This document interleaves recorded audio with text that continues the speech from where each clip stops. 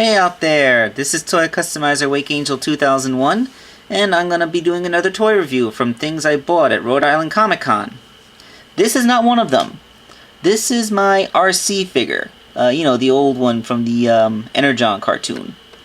Now, a funny thing about Transformers, for a long time, if you wanted a female mold that didn't turn into a spider, this was it.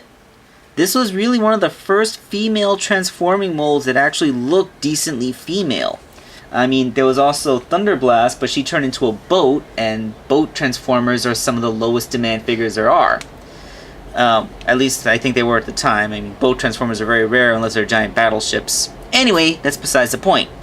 What I'm trying to say is, for quite the period, if you wanted to make a female transformer, and you didn't want to make an entirely new mold, this was your only option. So this thing got repainted a whole bunch of times. 3 of the repaints were BotCon 2005 exclusives. This first one was repainted in the teal and white color scheme and given a new head mold. She was named Chromia, but given the color scheme and the way the head looks, it's clear that she was actually meant to be Moonracer, another one of the female Autobots from the G1 cartoon. They had to change the name because Hasbro couldn't get the license for Moonracer. So, yeah, there's that. Also from the BotCon 2005 was a 2-pack with Ratchet containing this color scheme. Her name was Flare-Up. I know almost exactly nothing about Flare-Up, besides the fact that she appeared in the comic book, apparently. Yeah, so, Flare-Up. She exists. There was also the 2005 freebie, was Flame War, which is this same mold.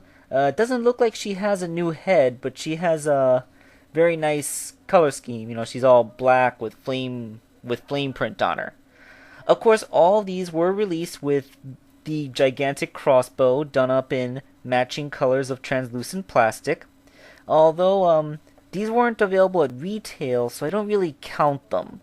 If you have them in your collection, then good for you, because they're pretty rare and kind of cool. But, yeah, they're not retail figures, so I don't really think that they're must-have. There was one retail figure released as a Japan exclusive, this green and white one, which is the Paradron Medic.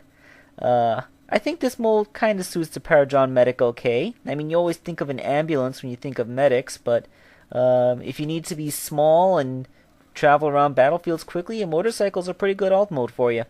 So yeah, I approve the Paradron Medic mold. Of course, those are all either Japan or convention exclusive figures, so you know, you can't exactly just go out and buy them, and today any of them would be pretty scarce. However, in 2007, they did make a couple for retail. When the first live-action Transformers movie launched, they released a couple of repaints of this mold, giving them the names of Elita-1 and Blue RC, which I will be referring to as Chromia for the rest of this review, because this is actually what G1 Chromia looks like, and even the Revenge of the Fallen Chromia is this color. Even though her, you know, Revenge of the Fallen Chromia sucks, but hey, they got the colors right. So yeah, since the BotCon exclusive Chromia was actually intended to be Moonracer, I consider this one to be actually Chromia. Although, the fact that this is the first officially blue RC shows that there was some precedent before Transformers Prime did it.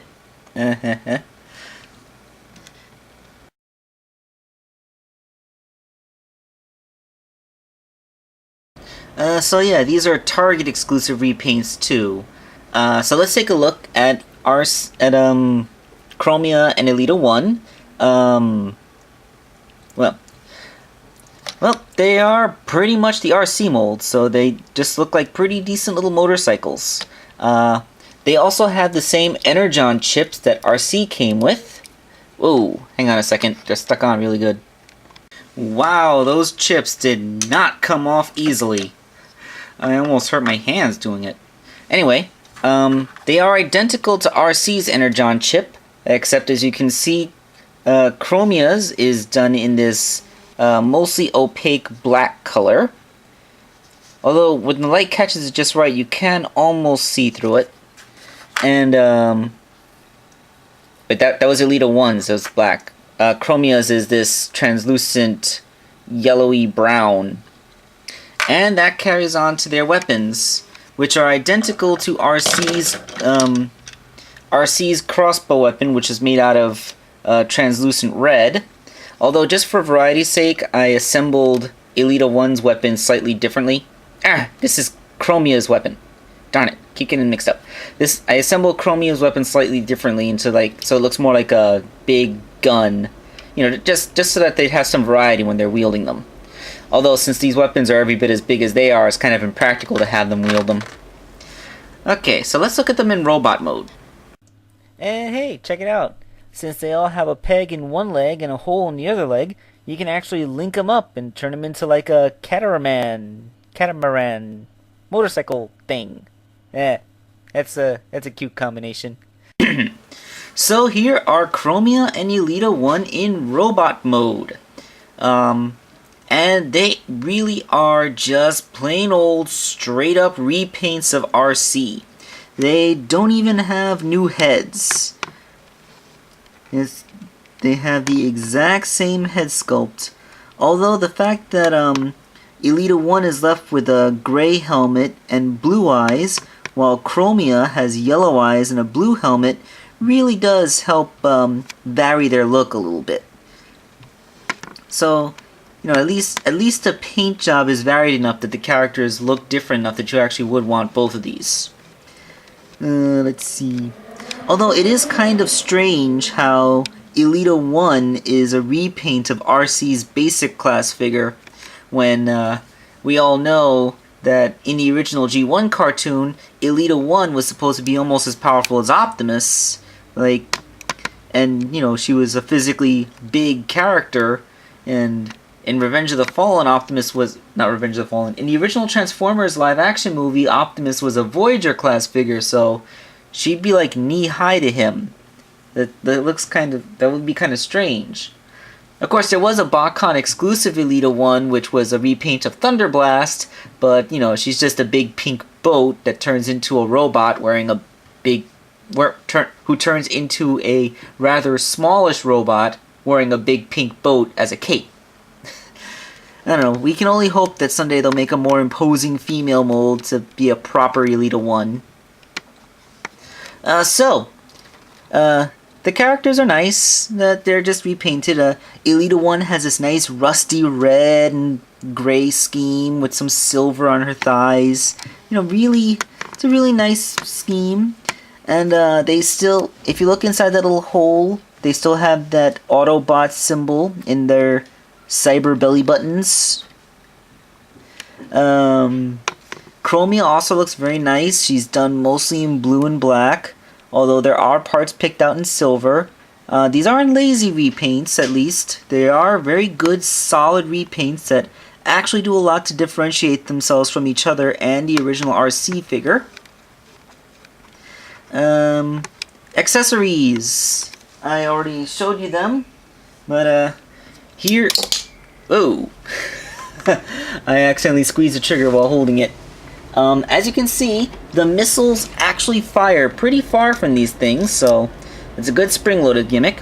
Here is Chromia's crossbow, done up in black. Wait, this is Elita-1's crossbow.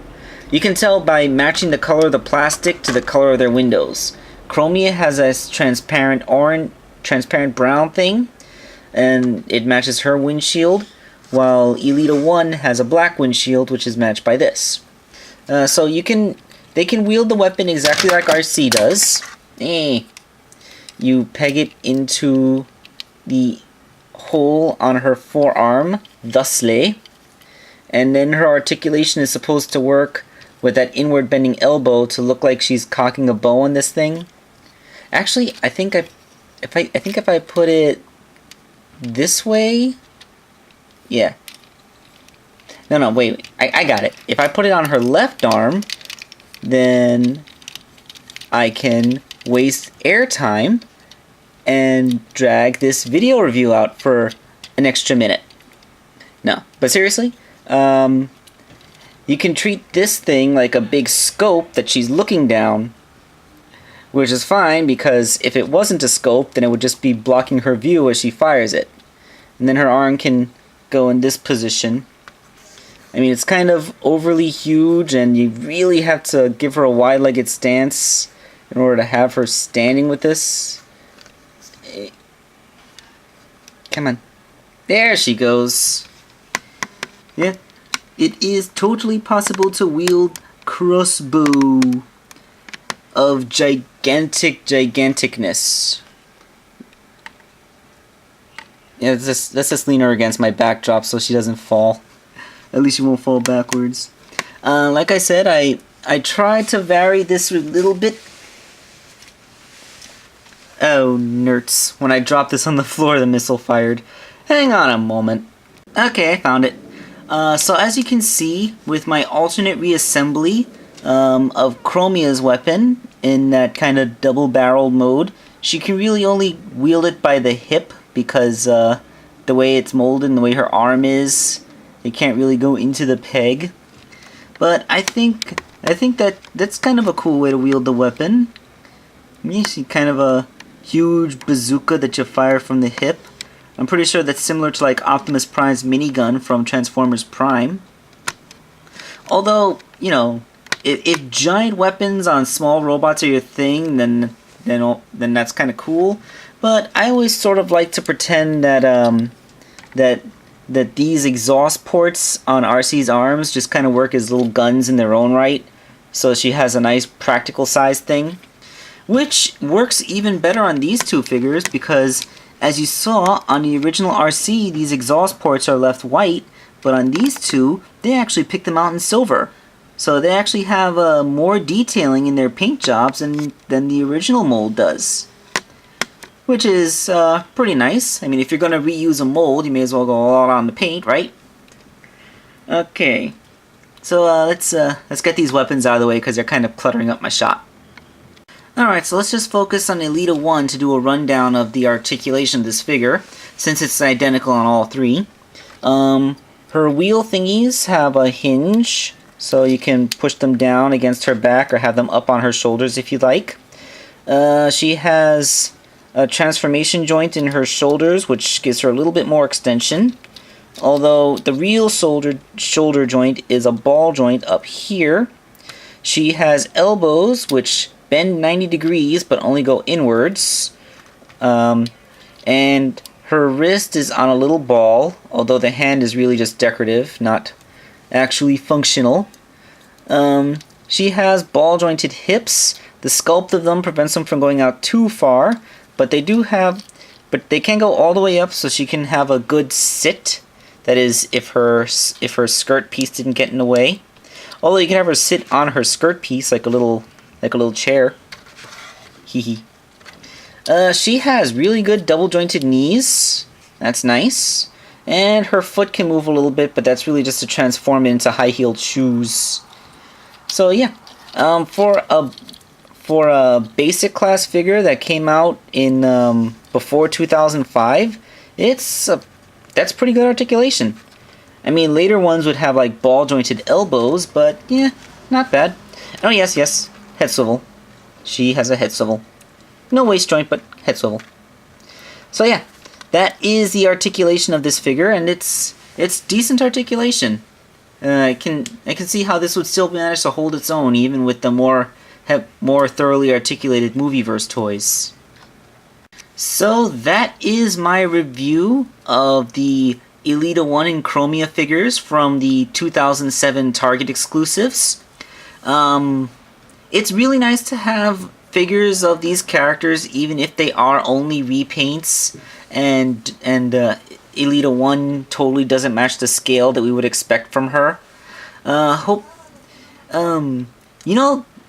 movie and cartoon lines tend to have female characters, but I think the most important Transformers line for collectors, like the classics Universe Generations figures, like the one that new Springer figure came out on, so you have a little bit of context.